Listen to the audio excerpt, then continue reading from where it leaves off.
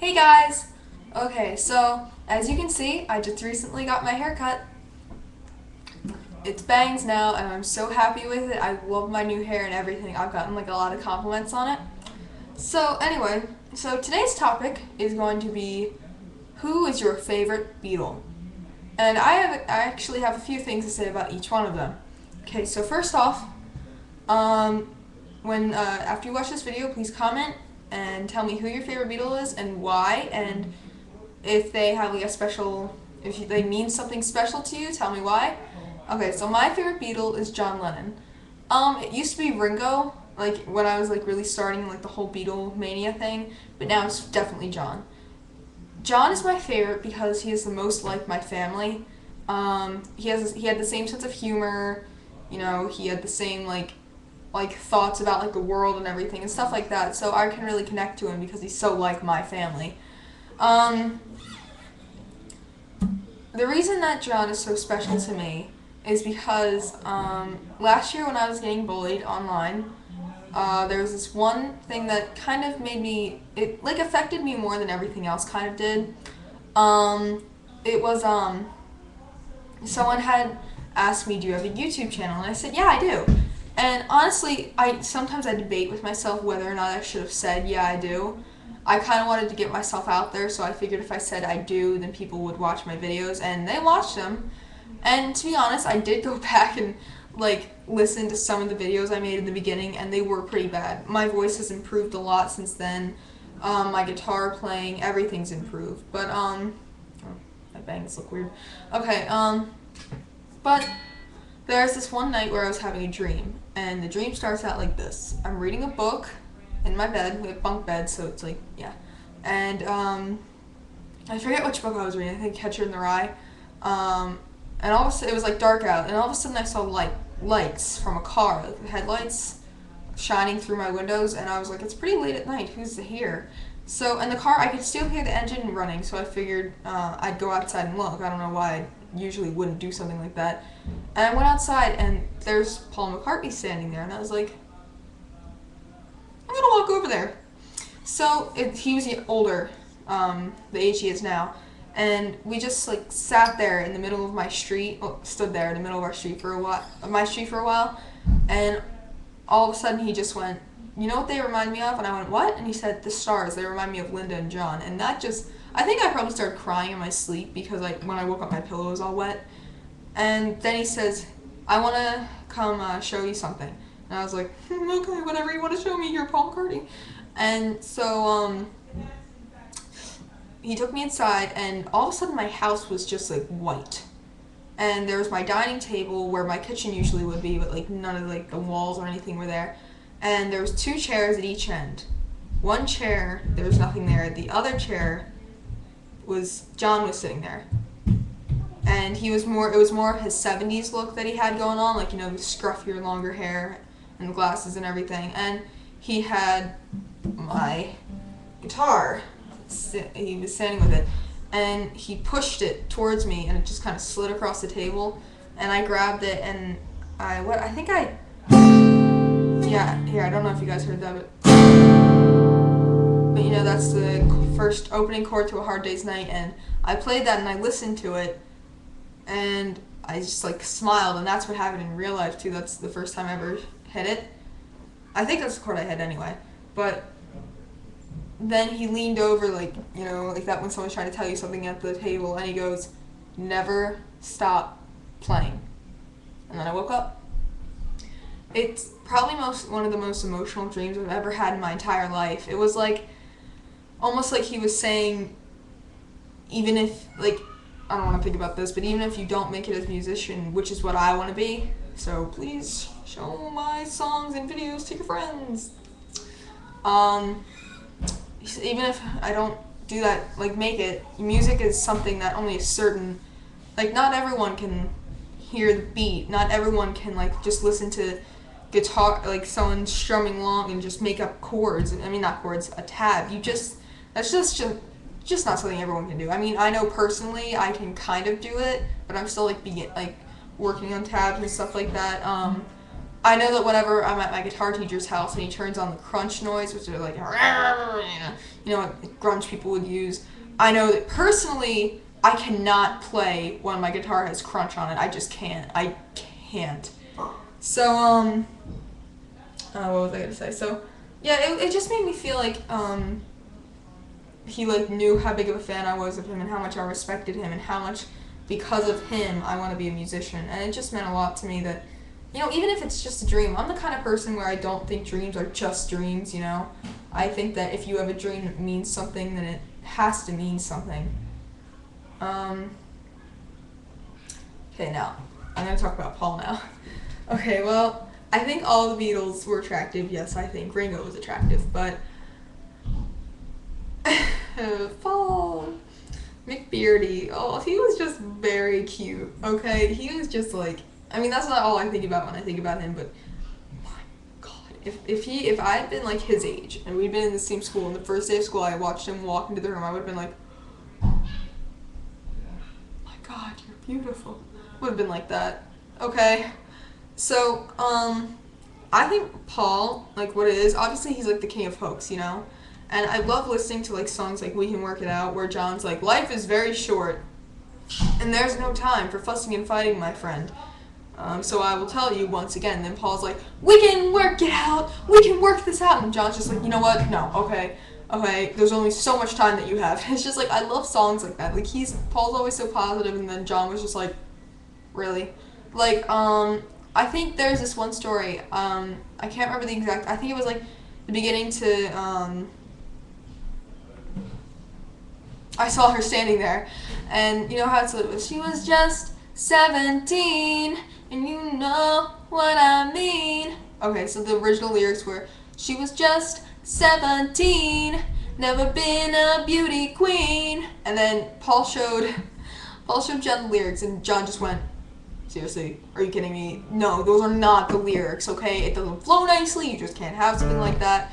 So then John's line was actually, and you know what I mean, because you can tell when it's John in there, because he was a bit more pushier.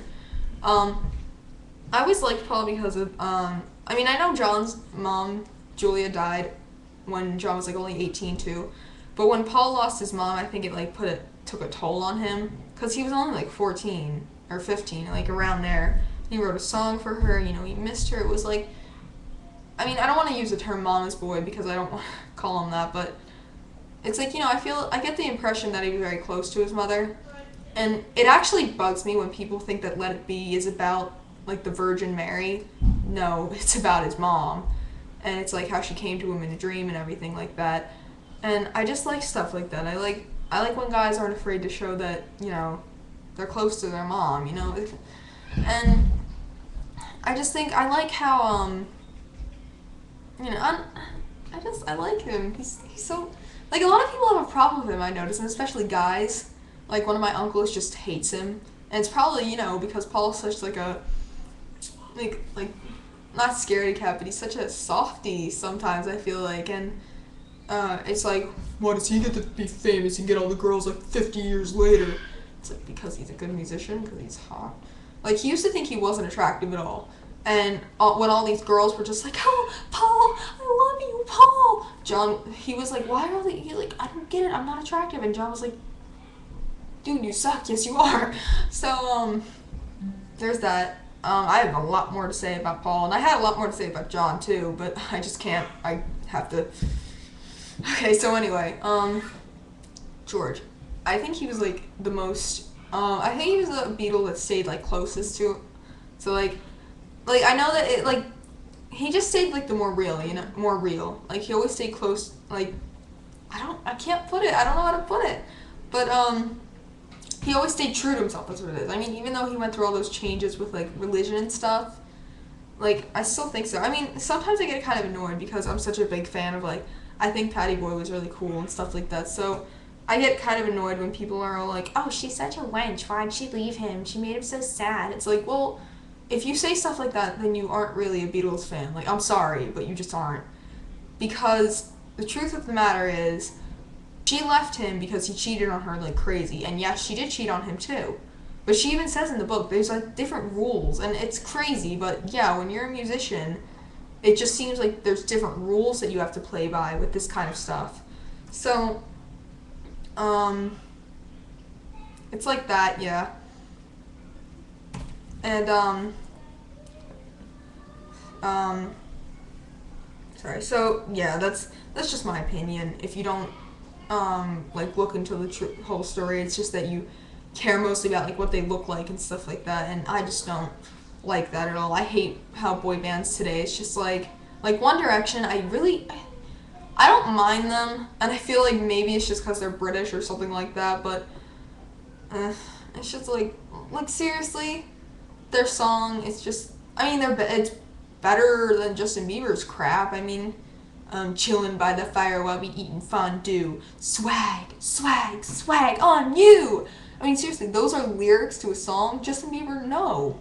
I don't like you, Justin Bieber. Okay, so I'm losing track here. Okay, Ringo, he was originally my first favorite, so obviously I'm gonna have kind of a soft spot for him. I like how, like, the story of him and Mo, his wife Maureen, how she, the schoolgirl that really got her wish, like, she went to the cavern every night just to watch him, and then he finally noticed her and everything. They got married, had 3 kids, but then she, like, cheated on him with George, and then she just was a bitch to him and stuff like that. So it's just so I like the story of when she died. I mean, I don't like how she died, but when she died, and then everyone says she took a part of Ringo with her. You can tell, obviously, because he just doesn't seem as bubbly as he used to be, like, as a mop-toppy as he used to be, and I get that. He's, like, how old now? He's gonna be, like, 72, or is he 70? Oh my god, no, he's gonna be 72, because Paul's turning 70.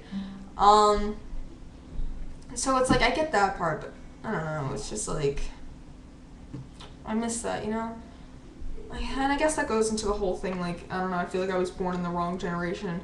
I mean, like, honestly, when you think about it, I wouldn't care if all of a sudden one day I just woke up and it was, like, 1964.